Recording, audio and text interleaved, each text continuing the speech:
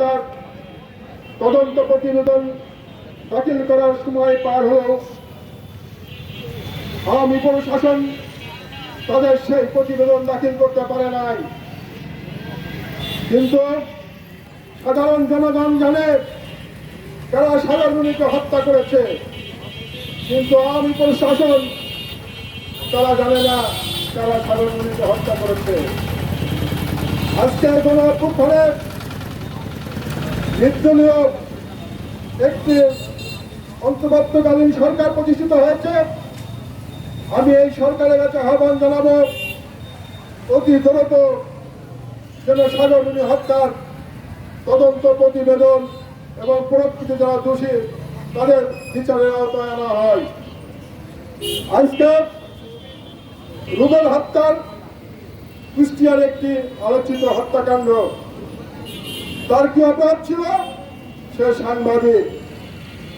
আমরা মনে করি বা সাধারণ মানুষ মনে করে এই রুবেল হত্যার সাথে আওয়ামী লীগ সহ প্রশাসনের একটি অংশ এই হত্যার সাথে জড়িত, যার কারণে আমরা বারবার প্রশাসনকে বলেছি এই মামলাটি হয় পিবিআই অথবা আপনারা তদন্ত করুন, কিন্তু প্রশাসন সেদিকে কর্ণপাত না করে পুলিশকে দিয়ে তদন্ত করছে যাতে ঘটনাটি ধামাচাপা দেওয়া যায়।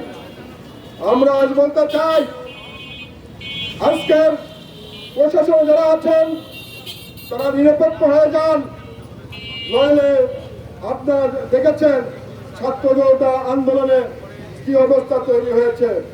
এবং আমি মনে করি অতি তাড়াতাড়ি এই রুবেল হত্যার সাথে যারা জড়িত তাদের বিচারে আওতায় আনুন, নইলে আমরা জানি কিভাবে এই বিচার করতে হয়, আপনারাও কিন্তু পার পাবেন না। সেই কারণে আপনারা দ্রুত ব্যবস্থা নিন। আজকে সারা বাংলাদেশে অনেক সাংবাদিককে হত্যা করা হয়েছে, তাদের কোনো বিচার করা হয় নাই। অনেকের নামে মিথ্যা মামলা দেওয়া হয়েছে। আজকে আমি এই মানববন্ধন থেকে যাদের যেসব সাংবাদিকের নামে মিথ্যা মামলা দেওয়া হয়েছে তাদের মামলা প্রত্যাহারের আহ্বান জানাচ্ছি।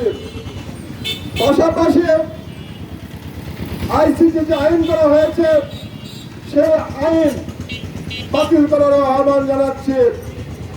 এবং আওয়ামী লীগ সরকারের পেটোয়া বাহিনী হিসাবে কুষ্টিয়ায় যে সকল সাংবাদিক তাদের পক্ষে অবস্থান নিয়েছিলেন, আপনারা দেখেছেন তাদের অবস্থানটা কি। তাদেরকেও বলতে চাই, প্রশাসনকে বলতে চাই, তাদেরকেও আইনের আওতায় নিয়ে আসুন। তাদের বিরুদ্ধে অনেক মামলা হয়েছে, আপনারা তাদেরকে আইনের আওতায় নিয়ে আসুন।